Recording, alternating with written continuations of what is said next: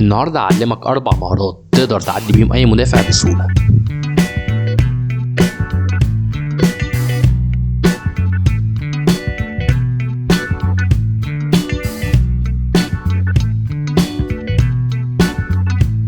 اول حركه معانا وهي حركه الفري ستايلر سيان جارنيه، والمهاره دي بتفتح لك زاويه شوط رهيبه زي كده في الفيديو.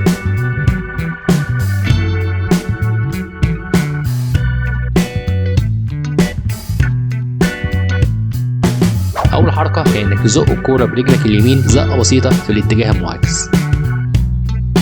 تاني حركه هي انك تنط لفوق وتزق الكوره برجلك الشمال لقدام، وهنا لازم تعود نفسك على الوقوف برجل واحده عشان تقدر تعملها بسرعه. تالت خطوه انك تلحق الكوره برجلك اليمين وبعد كده تعمل 7 عشان تفتح زاويه شوط بالشكل ده.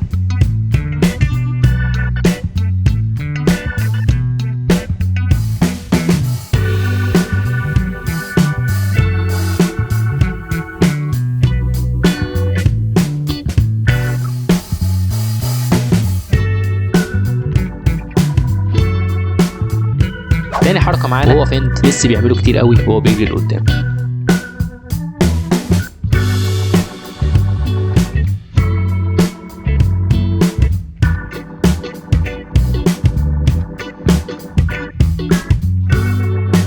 اول خطوه معانا هي انك تعمل دريبل لقدام بوش رجلك، بالك لازم تخبط الكوره خبطات بسيطه لقدام عشان تفضل متحكم في الكوره.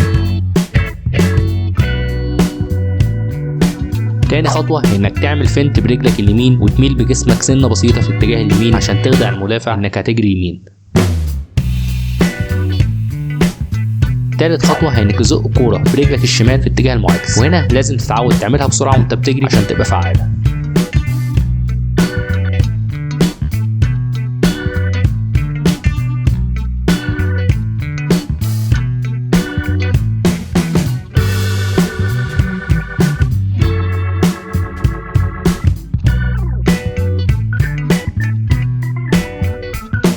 تالت مهاره معانا وهي ميسي هاند بادي فين، والحركه دي بسيطه جدا لكن ناس كتير بتعملها غلط، والسر هقولك عليه في تاني خطوه.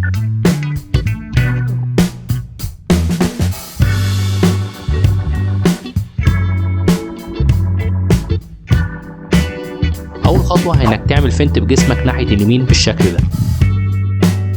تاني خطوه انك تميل بجسمك وتسند بايدك على ركبتك بالشكل ده، وهو ده السر عشان تعمل الحركه دي صح، هي انك تبعت المدافع بكل جسمك مش بس برجلك زي ميسي كده في الفيديو. تالت خطوه هي انك تضرب الكوره برجلك اليمين باتجاه رجلك الشمال وتجري لقدام بالشكل ده، والحركه دي بتتعمل من الثبات وتقدر بعديها تشوط او تجري لقدام.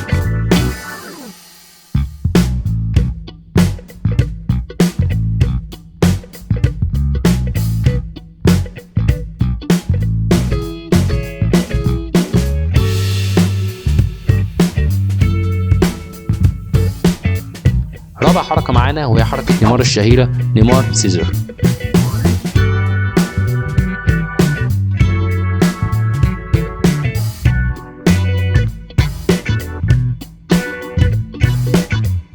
أول خطوة هي إنك تزق الكورة برجلك اليمين في اتجاه الشمال وتعمل عجلة بسيطة من فوق الكورة بالشكل ده.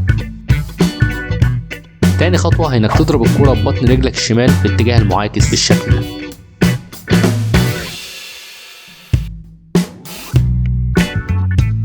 اتمرن على الخطوة دي كتير عشان تتحكم في الباور اللي تقدر تضرب بيه الكورة. تالت خطوة معانا هي انك تجري لقدام او تشوط بالشكل ده.